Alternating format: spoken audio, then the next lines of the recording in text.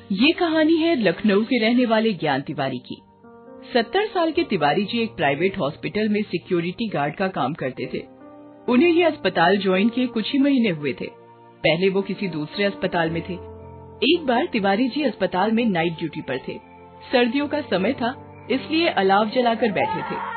तभी उन्हें अस्पताल की मोर्चरी के पास से किसी औरत के रोने की आवाज आई।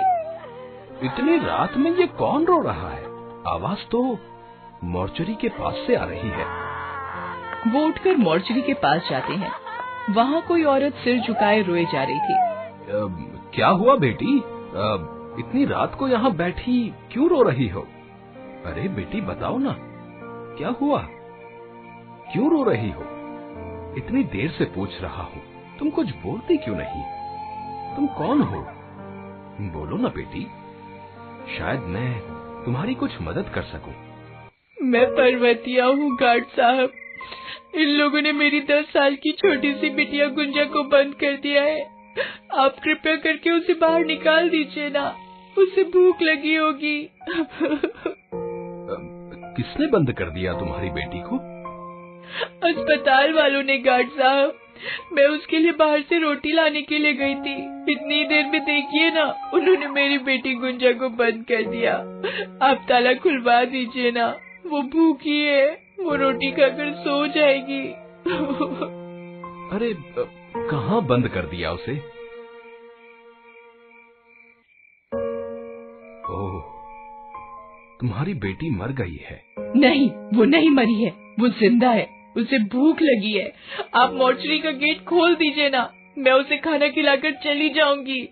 उस औरत के साथ तिवारी जी बात कर ही रहे थे कि उनके साथ काम करने वाला एक और गार्ड ओम प्रकाश वहाँ आया।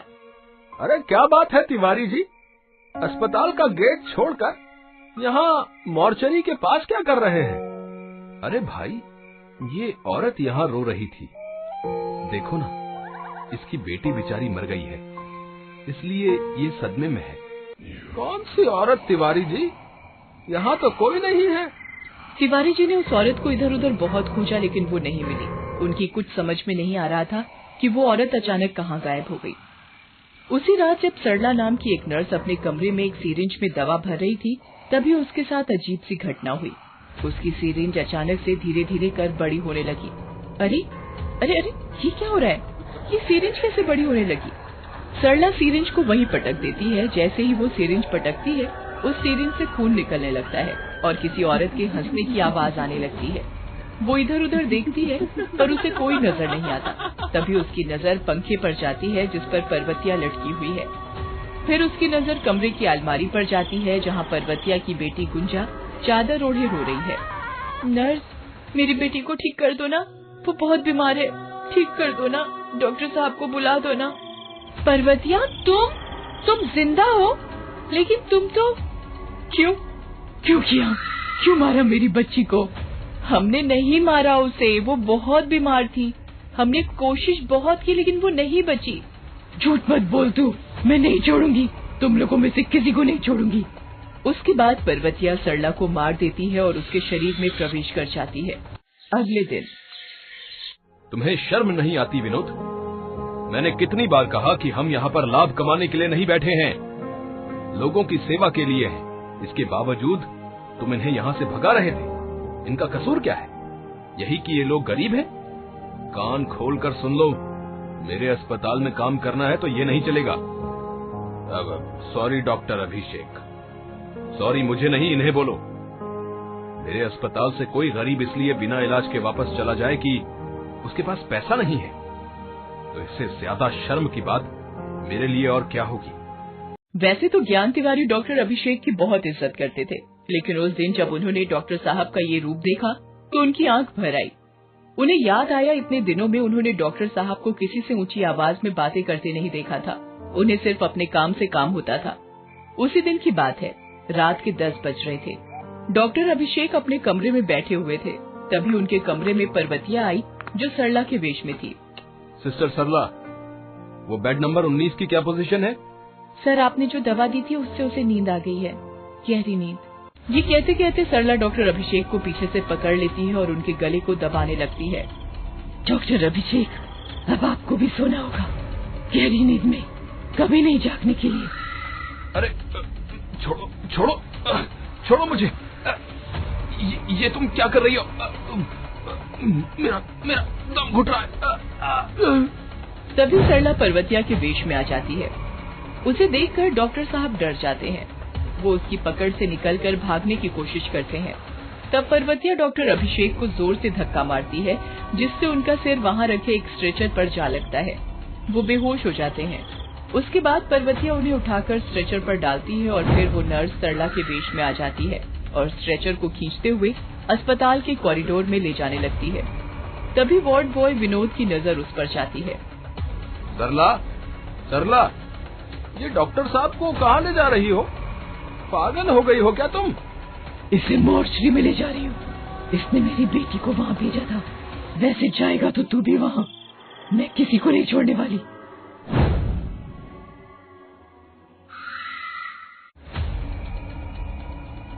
पर्वतिया तुम बचाओ बचाओ, ये सभी को मार देगी। जैसे ही विनोद के चिल्लाने की आवाज ज्ञान तिवारी ने सुनी तो वो भागते हुए वहाँ आए और वहाँ पर्वतिया को देखकर वो चौंक गए। अरे पर्वतिया, तुम यहाँ क्या कर रही हो? और डॉक्टर साहब को तुम कहाँ ले जा रही हो? मैं इस राक्षस को इसके घर ले जा रही हूँ। पागल हो तुम क्या? डॉक्टर अभिषेक जैसे देवता को राक्षस बोल रही हो? गार्ड साहब, आप इसके असली रूप को नहीं जानते। तब पर्वतिया ने ज्ञान तिवारी को अपनी कहानी बतानी शुरू की। एक दिन वो रात को अपनी बेटी गुंजा को लेकर उनके अस्पताल आई थी। डॉक्टर साहब, मैं बहुत गरीब औरत हूँ। मेरी बेटी को बचा लीजिए। देखिए ना इसे क्या हो गया है। कई दिनों से ये पेट दर्द की शिकायत कर रही है। आज दर्द के मारे रोते रोते बेहोश हो गई। अरे तुम बिल्कुल चिंता मत करो, मैं हूँ ना, सब ठीक हो जाएगा। डॉक्टर अभिषेक ने गुंजा को अस्पताल में भर्ती कर लिया और उसका इलाज शुरू कर दिया। डॉक्टर साहब, लड़की को बेहोशी का इंजेक्शन लगा दिया है। वो सो रही है, गहरी नींद में सो रही है। ये तो अच्छी खबर है ना। डॉक्टर अभिषेक अच्छाई का चोला पहने मानव अंगों की तस्करी में कई सालों से लगे हुए थे। जो गरीब पैसे नहीं दे सकता था, उसके इलाज के बहाने वो नर्स सरला और वार्ड बॉय विनोद की मिली भगत से मरीज की किडनी निकाल लेते थे। किसी को कानो कान खबर भी नहीं होती थी और उनका काम भी हो जाता था। गुंजा की एक किडनी भी उन्होंने निकाल ली। अम्मा, भूख लगी है। अम्मा, थोड़ी रोटी खिला दो ना। रोटी? रुक, मैं लेकर आती हूँ।